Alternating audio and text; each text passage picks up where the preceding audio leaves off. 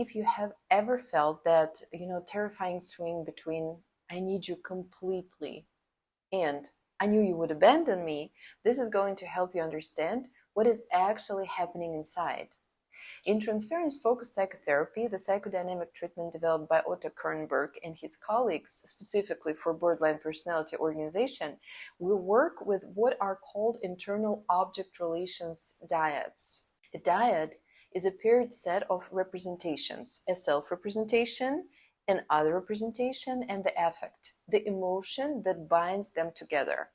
These dyads are not abstract concepts. They are emotional blueprints that form in early childhood through repeated relational experiences, and they become the lens through which we automatically experience every significant relationship in our adult life. The dyad at the core of borderline personality organization is the abandoning other, abandoned self dyad. Let me explain what that means. Every dyad has two poles that belong to the same relational unit. In this one, you have the abandoned self in relation to an abandoning other. And at the other pole, you have a clinging, desperate self in relation to an other who is simultaneously overwhelming and rejecting. These are not two different emotional states. They are two sides of the same internal relationship. And the whole relational world of someone with borderline organization gets organized around one central urgent question. Will you stay or will you leave? Now, where does this come from? This dyad forms through early relational experiences, particularly when caregiving was emotionally inconsistent or unpredictable, when a child's primary caregiver is sometimes warm and attuned and all of a sudden withdrawn, cold, or emotionally absent, then the child cannot build a stable internal sense of safety. What gets internalized instead is love can disappear, connection is fragile, I have to stay alert all the time. The emotional template that forms is precisely the abandoned self in relation to an abandoning other. In other cases, the caregiver may have been intensely involved, perhaps even over-involved, but then suddenly withdrew, became overwhelmed, or shut down without any warning. And then the child learns that closeness feels life-saving and simultaneously dangerous because it can vanish without any signal. Then attachment becomes fused with panic, and eventually the child does not develop a stable internal soothing system because they never needed to. The other person was always either the source of comfort or the source of threat. The nervous system learned, I survive through the other, and that becomes the emotional architecture of the borderline dyad. Now, let me show you how this plays out in adult life, because this is where theory becomes our recognition. A client comes into therapy and early on says, I feel so understood here. I've never felt this seen before. You're the only person who really gets me. That is the idealized pole, the clinging self in relation to an idealized all-good other. It feels like connection, like relief, but underneath, the same fear is already present because idealization in borderline organization is not peaceful, it's desperate. The other person has been located as the source of survival, and then, sometimes in the same session, sometimes a week later, something small happens. The therapist is a few minutes late, or they say something that lands wrong. They take a vacation maybe, and suddenly the same person says, I knew this would happen. You don't actually care. You're just like everyone else. The dyad has flipped to its other pole, abandoned self, abandoning other. And this is not manipulation or drama or character flaw. It is an emotional memory, an old relational template activating in the present with the full force of a nervous system that learned very early that the loss of the other means the loss of the self. And that brings us to the core affect of this dyad. The emotional experience at the center of the borderline dyad is not primarily shame or envy. Those are more central to narcissistic organization. The core affect here is panic. Often, what accompanies that panic, it is terror, rage, emptiness, desperate grief, and in more severe presentations, something that feels like annihilation. Not just fear of being alone, but fear that without the other, there's no self left to speak of. This is also why splitting happens so quickly in that organization. In transference-focused psychotherapy, splitting is understood not as immaturity, but as a defense against ambivalence that has become unbearable.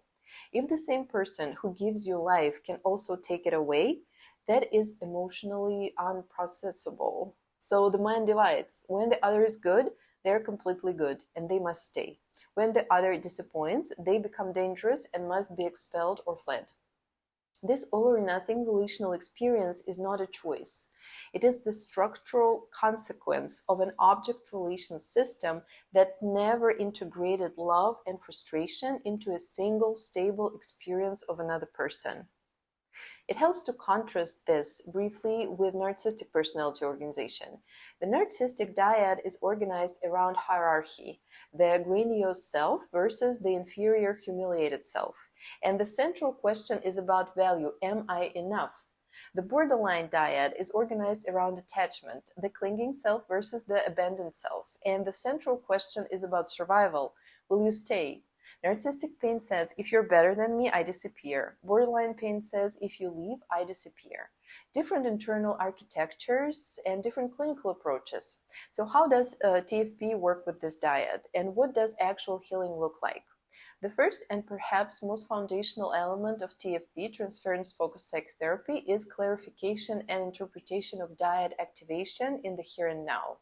Therapist helps the client notice in real time in the room when the dyad is being activated, not in an abstract way, but in the actual emotional present situation. When something just shifted, you were connected to me a moment ago and now you feel like I've already left. Let's look at that together. This in the moment naming does something very important because it creates a third position, a space of observation that sits alongside the emotional experience rather than being swallowed by it.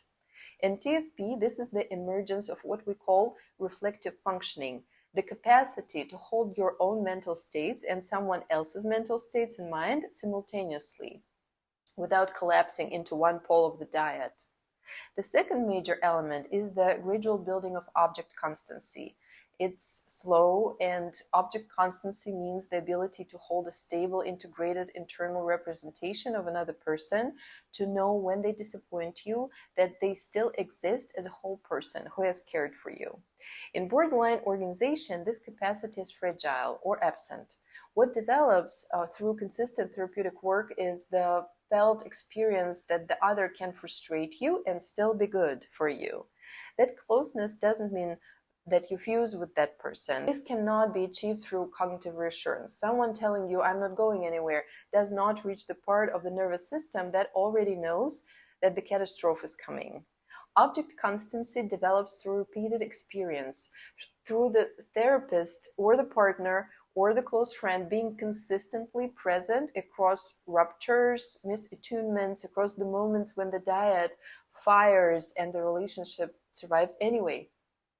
Third is working with the core affect, particularly the panic. In TFP, we don't bypass the panic or attempt to regulate it away immediately. We try to name it, contain it, and connect to its origins. When a client can say, I feel like you're about to leave me and I'm terrified, rather than acting from the terror, rather than texting 12 times or going cold and disappearing, something shifts. The affect becomes mentalized rather than enacted. And over time, the panic begins to have a history, a context, a name. It stops being the total reality of the present moment and becomes something that can be observed. Then fourth is repair over avoidance. In borderline personality organization, ruptures in relationships are not exceptions. They are inevitable, and historically they have been catastrophic, maybe because they escalated into dissolution or because they were plastered over the desperate recollection that never actually processed what happened. In TFP, the healing is in the repair. The therapist and the client return to the rupture together. What did you feel? What did you assume I was doing? What part of this belonged to the present and what part was older? Each repair is a disconfirmation of the dyad. Each repair is evidence that conflict does not mean abandonment. And finally, and this is the slow work of years, what develops is a more stable, integrated sense of self. When you no longer need to locate yourself entirely in the other person's response to you, identity starts to become more stable. You tolerate being unknown for a moment. You can tolerate disappointment without it meaning the relationship is over. You can hold your own continuity across emotional states. The dyad softens, not disappears, but it loses its absolute grip on perception. And relationships begin to feel less like emergencies and more like places you can actually breathe in. So I want to leave you with this. The borderline dyad, the abandoned self, the abandoning other, the panic that binds them, is not a defect. It's a history. It is a nervous system that learned exactly what it needed to learn to survive that relational environment that it was born into. The work is not to shame it into silence. The work is to understand it so you can begin to live outside of it.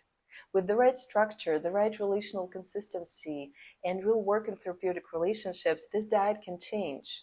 And when it does, when the panic starts to quiet and the other person can finally be held as both real and good, something that used to feel like a life sentence starts to feel, maybe for the first time, like something that can heal. Thank you so much for watching. Take care.